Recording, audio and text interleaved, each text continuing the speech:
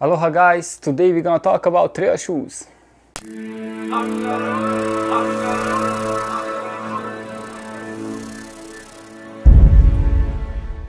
Hey, this is Nandor from Hungaro Explorer, and today I decided to do a new series, and this is gonna be mostly about gear because I get a lot of questions from people asking me like what kind of shoes, what kind of backpacks, what kind of clothes to use to go hiking in Hawaii, backpacking, exploring.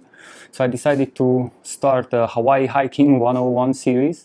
So all this information would be basically my experience. It's all my opinion. I'm hiking and trail running in Hawaii for more than 5 years, and then I ran and hiked probably thousands of miles and explored a lot of terrain and a lot of valleys and mountain peaks. So this is all the information what I gathered all this time. Today's topic, trail shoes. Trail shoes, in my opinion, the most important gear what you need to hike or run in Hawaii.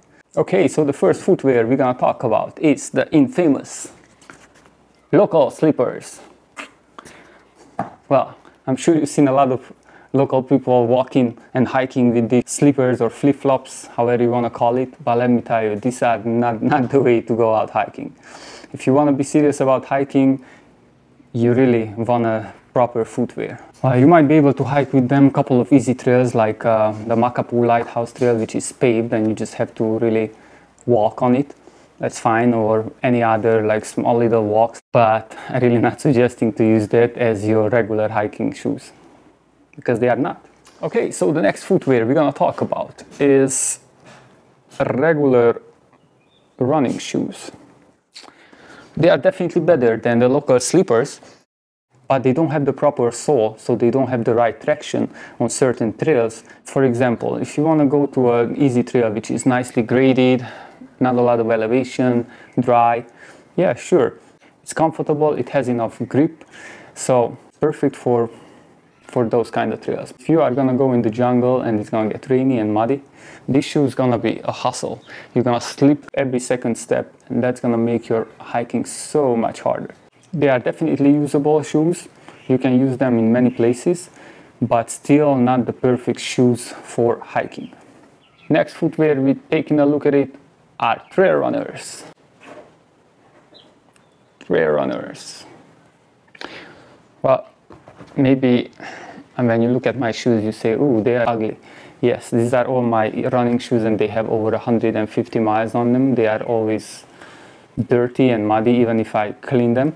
So you can see that I'm using them, I'm not just talking about them. Trail runners are my favorite shoes for hiking in Hawaii. They are light, they are breathable, you know, water comes in, goes out, they dry faster, and they have very good traction. You can see the traction on this guy, totally different than on this guy. And definitely different than this guy, which has no traction. My favorite trail shoes are Salomon. That's what I was using most of the time here. A lot of people using Ultras because they have a wider toe box, and I like that better. That's fine, that's a personal choice. Another kind of shoes you could use is between hiking shoes and hiking boots. Actually, this one I got it from a good friend for a very good price, so I gave it a try to see how it is, and I have to say I really like it. It's super comfortable and light. It feels like it gives you a little bit more protection. So actually these shoes become one of my favorite ones for exploring.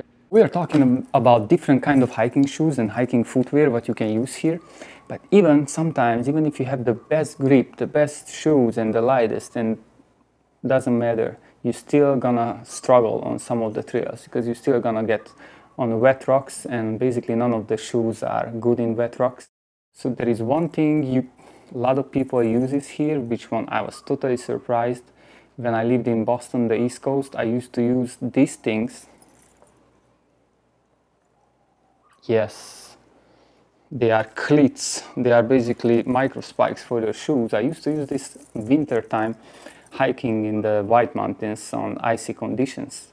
So then I came to Hawaii and people told me, "Oh, you should use micro spikes when it's muddy out there." So I was like, "Oh, really?" Okay, so they are micro spikes levers and they are micro spike they are microspike haters. So microspike lovers, they have it with them, and when they feel unsafe and they don't have the right balance, they feel that the terrain is just out of their comfort zone, they put them on their shoes and they feel much better, they can walk better, they can hike better, and that's totally fine. If it's for your own safety, definitely use it. So there are microspikes haters who really don't like to use microspikes. You know, there are a couple of reasons to that. You destroy the trail if you use the spikes, you're scratching the rocks if you use microspikes. Everybody has its own opinion. If you ask me, I think I'm neutral. I don't really use them now. I was using them, but I think if it's a safety concern and you don't feel safe hiking in a certain spot, you better have it with you as a backup and use it, definitely. Another thing about footwear here in Hawaii, what I realized that I used to hike probably 400, 500 miles in mainland in one pair of shoe, and some even 600. And then here in Hawaii, I'm going out and then I see after 250 miles, the shoes start to break apart. At 300 miles, most of the time I have to change them. And at 350, it's definitely dead.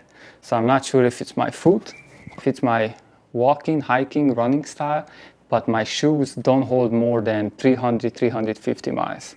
So because of this reason that my shoes don't hold up too long, I usually have 2 to 3 pairs of shoes. One for trail running, one for hiking in easier terrain, and one for hiking in a harsher terrain.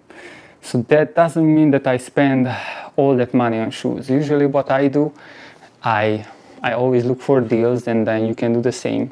You don't need to buy the newest shoe because it just came out on the market and you pay $150 because you can buy maybe the last year's shoes for 80 bucks. So this way you can have, for the price of 2 pairs of shoes. And it's not a big difference between one year to another, believe me. Sometimes you are very lucky and then you go on Amazon or eBay and you can get a trail shoe for like $30, $40 like I just did. And I got a $35 sky blue Innovate, and that was the last piece. Nobody wanted it because of the color. But let me tell you something. When you go out here in the mud, and I'm gonna run 2 times up these mountains, you think they are gonna still look blue? Nah, they're gonna be bluish. So doesn't really matter the color, at least for me. I prefer to have a good shoe, cheaper, than to buy always new and nice and perfect color and everything for a very high price. Well, this is just my opinion. I hope I could give you guys some information about some hiking footwear in Hawaii, what you could use here. Let me know in comments what is your go-to shoe, what you really hiking. And don't forget, next week's episode is gonna be a Hawaii 100 highest peak. I'm not telling you which one yet, but check it out next week.